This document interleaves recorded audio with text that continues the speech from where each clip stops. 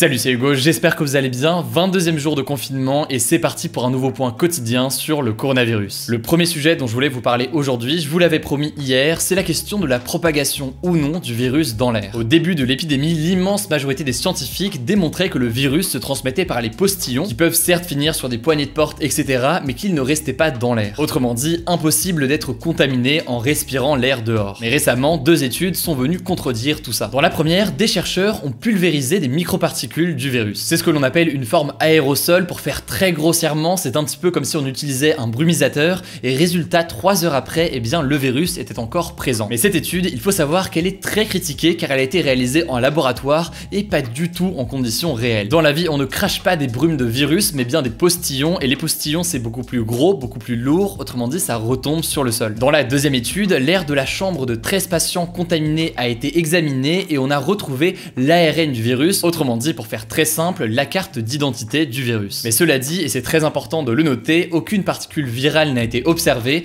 et sans particule virale, eh bien personne ne peut être infecté. En fait, en intérieur, il faudrait que le virus soit en quantité suffisamment importante pour contaminer quelqu'un, ce qui pourrait être éventuellement possible à l'hôpital, car il y a beaucoup de malades, des machines, etc. D'où le port du masque par précaution. Bref, pour résumer, pour l'instant, non, les scientifiques ne disent pas que le virus se transmet dans l'air, mais logiquement, il faudra voir l'évolution de la situation et des études à venir. On change de sujet et on passe maintenant à l'Italie qui a annoncé comment est-ce qu'elle allait sortir du confinement, autrement dit c'est ce que l'on appelle le déconfinement. Déjà, première chose, la stratégie commence avec le port du masque obligatoire. J'évoquais cette possibilité hier, et bien en Italie ce sera obligatoire dans une région la plus touchée, la Lombardie. La population va être également testée avec des tests sérologiques. L'objectif de ces tests il est simple, savoir si une personne a déjà été contaminée ou non, et donc savoir si jamais elle est immunisée. En effet, en théorie, une fois qu'on a eu le Covid-19, on ne peut pas l'avoir une seconde fois. Deuxième chose que veut mettre en place l'Italie pour le déconfinement, la cartographie des malades. En gros, une application pourra être installée sur les smartphones des malades pour suivre leurs mouvements. La troisième et dernière étape, logiquement, c'est l'assouplissement des mesures de confinement. Parmi ceux qui pourront reprendre leurs activités en premier, on retrouve les artisans, que ce soit des menuisiers ou alors des plombiers, puisque au quotidien, ils n'ont pas tant de clients à voir que par exemple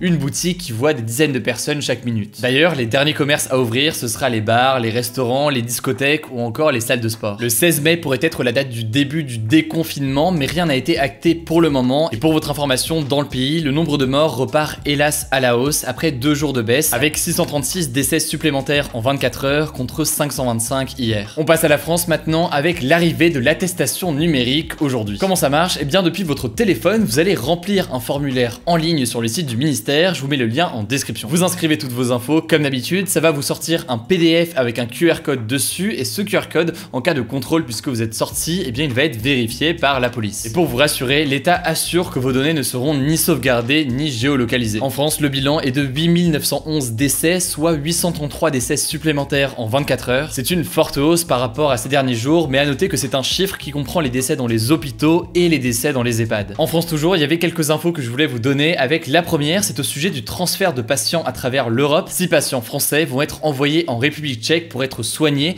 et le pays a décidé d'offrir au total 14 lits pour la France. La deuxième info, elle concerne la situation alarmante à la SPA, la Société Protectrice des Animaux. À cause du confinement, les SPA sont fermés au public et du coup on ne peut pas adopter un animal en ce moment. Du coup les refuges arrivent à saturation et ne peuvent plus accueillir de nouveaux animaux. Sans refuge pour les accueillir, ce sont des milliers d'animaux qui risquent d'être euthanasiés si rien n'est fait, et du coup la solution selon la SPA, c'est de rajouter parmi les motifs de sortie autorisés la possibilité de venir adopter un animal dans les refuges. Troisième info importante aujourd'hui, en 2020, la France devrait connaître la plus forte baisse de sa croissance économique depuis la Seconde Guerre mondiale. En 2008, la France était en récession, la croissance de la France avait donc chuté de 2,9%, et cette année, le ministre de l'économie Bruno Le Maire a affirmé que la baisse irait bien en dessous. On passe maintenant au point à l'étranger, en commençant par le Royaume-Uni, avec cette info, le Premier ministre Boris Johnson, atteint du Covid-19, a été hospitalisé. D'après ses services, ce serait pour faire des examens par précaution, mais il faudra voir l'évolution de la situation évidemment. Au Royaume-Uni, le stade des 5000 morts a été dépassé aujourd'hui avec 439 personnes de plus en 24 heures. A noter que ça fait 2 jours que le nombre de morts quotidiens baisse dans le pays, puisqu'on comptait 621 décès supplémentaires hier. En Espagne, le nombre de morts quotidiens est aussi en baisse, mais pour le 4e jour de suite, avec 637 morts aujourd'hui contre 674 hier,